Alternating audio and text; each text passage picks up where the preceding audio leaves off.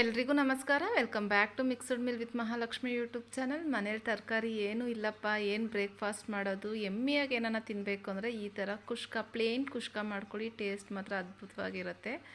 First ನಾನಿಲ್ಲಿ ಕುಷ್ಕ ಮಾಡೋಕ್ಕೆ 2 ಬಟ್ಟಲು ಅಂದರೆ 2 ಬೌಲಷ್ಟು ಅಕ್ಕಿನ ನೆನೆ ಹಾಕ್ತಾಯಿದ್ದೀನಿ. ಬಾಸುಮತಿ ರೈಸ್ ತೊಗೊತಾ ಇದ್ದೀನಿ. ಸೊ ಹಾಗಾಗಿ ಅದನ್ನು ಫಸ್ಟೇ ನೆನೆಸಿಡಬೇಕು. ಒಂದು 10-15 ನಿಮಿಷನ ನೆನೆಸಿಡಬೇಕು. ಸೊ ಅದು ನೆನೆಸ್ಬಿಟ್ಟು ಈ ಕಡೆ ಗ್ಯಾಸ್ ಆನ್ ಮಾಡಿ, ಗ್ಯಾಸ್ ಮೇಲೆ ಕಡಾಯಿ ಇಟ್ಟು ಅದಕ್ಕೆ ಒಂದು 4-5 table spoon oil, 1 table spoon ತುಪ್ಪ ಹಾಕಿದ್ದೀನಿ.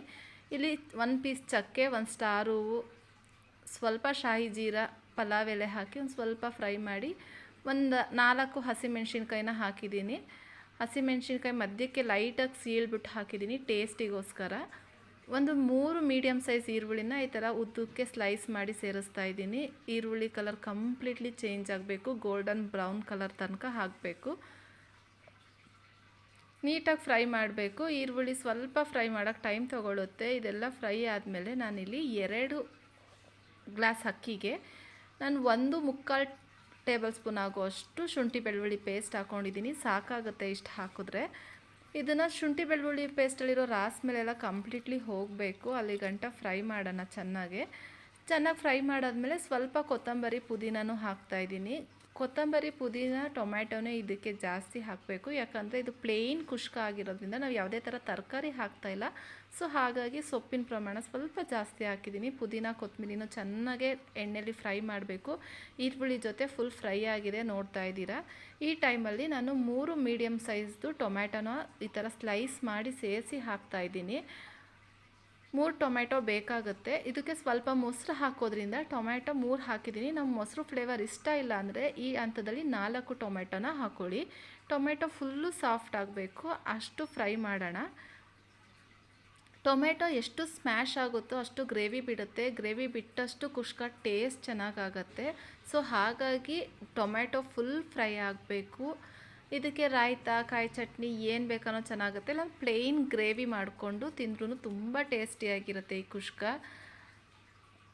ನೋಡ್ತಾ ಇದ್ರಲ್ಲ ಟೊಮ್ಯಾಟೊ ಎಷ್ಟು ಸಾಫ್ಟಾಗಿ ಬೆಂದಿದೆ ಅಂತ. ಟೊಮ್ಯಾಟೊ ಫುಲ್ಲು ಸ್ಮ್ಯಾಶ್ ಆಗಬೇಕು, ಅಲ್ಲಿ ಗಂಟ ಚೆನ್ನಾಗೆ ಫ್ರೈ ಮಾಡಬೇಕು. ಒಂದು ಲಿಡ್ನ ಕ್ಲೋಸ್ ಮಾಡಿ ಒಂದು 5 ನಿಮಿಷ ಬಿಟ್ಟರೆ ಎಣ್ಣೆಲಿ ಚೆನ್ನಾಗಿ ಫ್ರೈ ಆಗುತ್ತೆ ಟೊಮ್ಯಾಟೊ. ಆವಾಗ ಟೊಮ್ಯಾಟೊ ಫುಲ್ ಸಾಫ್ಟ್ ಆಗುತ್ತೆ. ಸುತ್ತ ಎಣ್ಣೆ ಬಿಡಬೇಕು. ಟೊಮ್ಯಾಟೊ ಫ್ರೈ ಮಾಡ್ತಾ ಇದ್ದಂಗೆ ಸುತ್ತ ಎಣ್ಣೆ ಎಲ್ಲ ಬಿಟ್ಟಾದಮೇಲೆ ನಾನಿಲ್ಲಿ 1 ಕಪ್ ಆಗೋಷ್ಟು ಮೊಸರು ತೊಗೊಂಡಿದ್ದೀನಿ. ಫ್ರೆಶ್ ಮೊಸರು ತೊಗೊಳ್ಳಿ, ಹುಳಿ ಮೊಸರು ತೊಗೊಬೇಡಿ. 1/4 ಟೇಬಲ್ ಸ್ಪೂನ್ ಆಗೋಷ್ಟು ಅರಶಿನ, ಖಾರಕ್ಕೆ ಅನುಗುಣವಾಗಿ ಚಿಲ್ಲಿ ಪೌಡ್ರ್ ಹಾಕ್ಕೊಳ್ಳಿ. ನಾನಿಲ್ಲಿ 2 ಟೇಬಲ್ ಸ್ಪೂನ್ ಆಗೋಷ್ಟು ಚಿಲ್ಲಿ ಪೌಡ್ರ್ ಹಾಕ್ತಾಯಿದ್ದೀನಿ. ನಿಮ್ಮ ಖಾರ ನೋಡಿ ಹಾಕ್ಕೊಳ್ಳಿ. 1/4 ಟೀ ಸ್ಪೂನ್ ಅಷ್ಟು ಗರಂ ಮಸಾಲ ಹಾಕಿ ಲೋ ಫ್ಲೇಮಲ್ಲೇ, ಮೊಸರು ಹಾಕಿದ್ಮೇಲೆ ಲೋ ಫ್ಲೇಮಲ್ಲೇ ಫ್ರೈ ಮಾಡ್ಕೊಬೇಕು. ಸೊ ಹಾಗಾಗಿ ಲೋ ಫ್ಲೇಮಲ್ಲೇ ಫ್ರೈ ಮಾಡ್ಕೊಳ್ಳಿ. ಸುತ್ತ ಎಣ್ಣೆ ಬಿಡಬೇಕು, ಅಲ್ಲಿ ತನಕ ಫ್ರೈ ಮಾಡ್ಕೊಬೇಕು. ನೋಡ್ತಾ ಇದ್ದೀರಲ್ಲ, ಇಷ್ಟು ಫ್ರೈ ಆದಮೇಲೆ ಇದನ್ನ ಕ್ಲೋಸ್ ಮಾಡಿ ಒಂದು 5 ನಿಮಿಷ ಬೇಯಿಸ್ಕೊಳ್ಳೋಣ. ಸುತ್ತ ಎಣ್ಣೆ ಬಿಡಬೇಕು, ಲೋ ಫ್ಲೇಮಲ್ಲೇ ಬೇಯಿಸ್ಕೊಬೇಕು, ಹೈ ಫ್ಲೇಮ್ ಮಾಡ್ಕೊಬೇಡಿ. ಲೋ ಫ್ಲೇಮಲ್ಲಿ ಮಾಡಿಕೊಂಡ್ರೆ ನೋಡ್ತಾ ಇದ್ದೀರಲ್ಲ ಸುತ್ತ ಎಣ್ಣೆ ಬಿಟ್ಟಿದೆ. ಈ ಟೈಮಲ್ಲಿ ಚೆನ್ನಾಗಿ ಮಿಕ್ಸ್ ಮಾಡಿ ನಾವು ಎಷ್ಟು ಅಕ್ಕಿ ತೊಗೊಂಡಿರ್ತೀವೋ ಅಷ್ಟು ನೀರು ಹಾಕೋಬೇಕು. 1:2 ರೇಷ್ಯೋದ ಥರ ನೀರು ಹಾಕೋಬೇಕು. ನಾನಿಲ್ಲಿ 2 ಕಪ್ಪಷ್ಟು ಅಕ್ಕಿ ತೊಗೊಂಡಿದ್ದೆ, 3 ಕಪ್ ನೀರು ಹಾಕ್ಕೊತಾ ಇದ್ದೀನಿ. ಯಾಕಂದರೆ ಬಾಸುಮತಿ ರೈಸ್ ಆಗಿರೋದ್ರಿಂದ 1 ಕಪ್ಪು ನೀರು ಸ್ವಲ್ಪ ಕಮ್ಮಿ ಮಾಡ್ತಾಯಿದ್ದೀನಿ. ನಾರ್ಮಲ್ ರೈಸ್ ತೊಗೊಂಡ್ರೆ 2 ಕಪ್ಪಿಗೆ 4 ಗ್ಲಾಸ್ ನೀರು ಹಾಕಬೇಕು. ರುಚಿಗೆ ತಕ್ಕಷ್ಟು ಉಪ್ಪು ಹಾಕಿ ಕುದಿಯೋಕ್ಕೆ ಬಿಡೋಣ. ಕುದಿಯೋ ಹಂತದಲ್ಲಿ ನಾವು ನೆನೆಸಿಟ್ಟಿರೋಂತಹ ಬಾಸುಮತಿ ರೈಸ್ನ ಹಾಕಿ ಚೆನ್ನಾಗಿ ಮಿಕ್ಸ್ ಮಾಡಬೇಕು. ಮಿಕ್ಸ್ ಮಾಡಿ ಕುದಿಬೇಕು. ಇದು ಕುದಿಯೋ ಹಂತದಲ್ಲಿ ನಾವು ಲಿಡ್ನ ಕ್ಲೋಸ್ ಮಾಡಬೇಕು. ಲಿಡ್ನ ಕ್ಲೋಸ್ ಮಾಡಿ 2 ವಿಷಿಲ್ ಆದರೆ ಸಾಕಾಗತ್ತೆ. ಅಕ್ಕಿ ಹಾಕಿದ ತಕ್ಷಣವೇ ಲಿಡ್ನ ಕ್ಲೋಸ್ ಮಾಡಬಾರ್ದು. ನೋಡ್ತಾ ಇದ್ರಲ್ಲ ಈ ಥರ ಕುದಿಬೇಕು. ಅನ್ನ ಕುದಿಯೋ ಟೈಮಲ್ಲಿ ಲಿಡ್ನ ಕ್ಲೋಸ್ ಮಾಡಿ 2 ವಿಷಿಲ್ ಹಾಕ್ಕೊಂಡ್ರೆ ಸಾಕಾಗತ್ತೆ.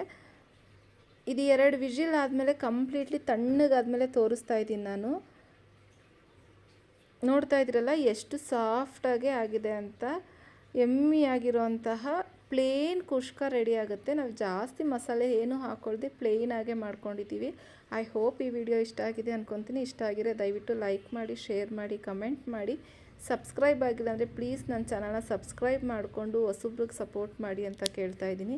ಇದೇ ಥರ ಸಿಂಪಲ್ ಆ್ಯಂಡ್ ಟೇಸ್ಟಿ ರೆಸಿಪಿಯೊಂದಿಗೆ ಮತ್ತೆ ಸಿಗ್ತೀನಿ. Thank you for watching. Keep supporting.